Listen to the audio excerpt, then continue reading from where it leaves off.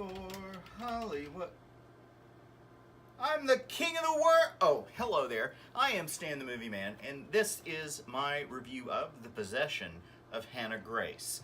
It stars Shay Mitchell, Gray Damon, Kirby Johnson, Stanya Katic, and more.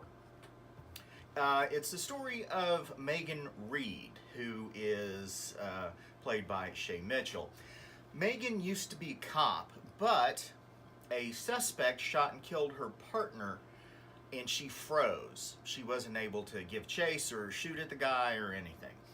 And the guilt from this event leads her to drug and alcohol abuse. She gets kicked off the force, but she gets clean, and she starts working at a hospital in Boston in the morgue. She's the night intake assistant, and she works there with her AA sponsor, Lisa, played by Stanya Katic, and they are, you know, of course, in AA together.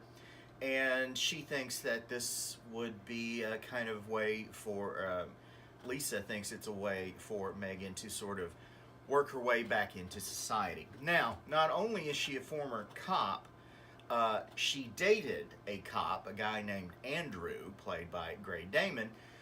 They broke up while she was in the midst of her addiction. But they are still in contact to some degree.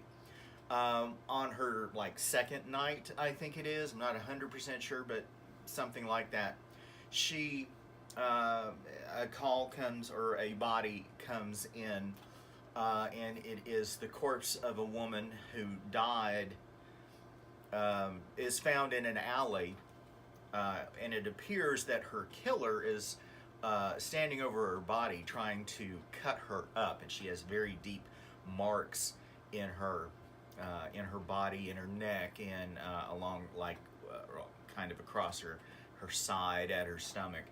And she has her eyes open, and she has this very bright blue eye. It's kind of creepy how bright it is. It's like it's shining from the inside out. And later on, we find out this young woman's name is Hannah Grace. She's played by Kirby Johnson. She died in the midst of an exorcism. Her father winds up smothering her because the demon is too strong, and he's killed one priest and is in the process of killing another when the father takes a pillow and covers her face and kills her. But the demon inside is still alive, and is apparently trying to find a way to come back, to bring the body back to life so she can re-enter the world. Now, is Megan seeing all this stuff because she works alone in a morgue, and she's a recovering alcoholic and drug addict, and is she under so much stress because of the events in her life that she's imagining all this stuff, or is this really happening? And the answer to that question is, in the film, it's really happening. But, you know, she questions herself throughout until it becomes obvious that things are really happening in the morgue at a Boston hospital. And you might not care that much. The Possession of Hannah Grace it's okay, but it takes a very creepy premise with a very scary notion of a dead body coming back to life and killing those around it. And if you've seen the trailer, you see that the body, that Hannah Grace, is contorted and bent and broken, and it just should have been scarier than it was. There are a few moments that are kind of might make you jump, but it's just simply not that scary.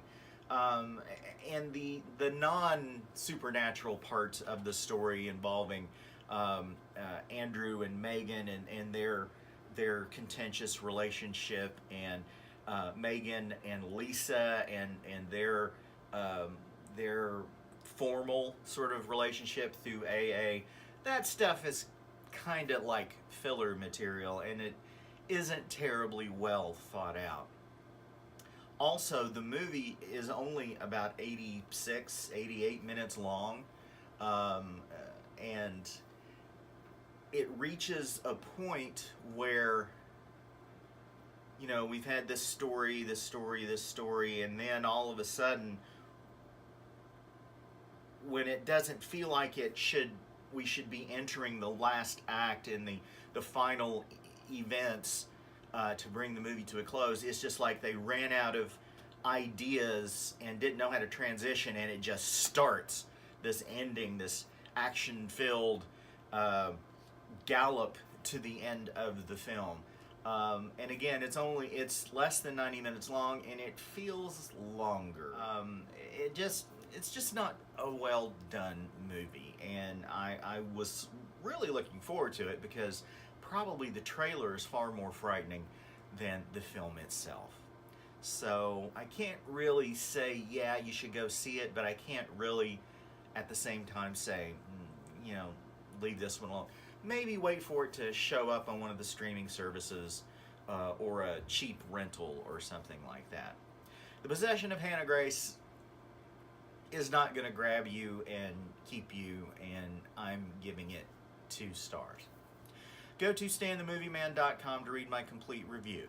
You can listen to the Fractured Frame podcast. It is a show where some friends of mine and I get together and discuss the latest in movie, streaming, and TV news. You can find that wherever you get your podcasts.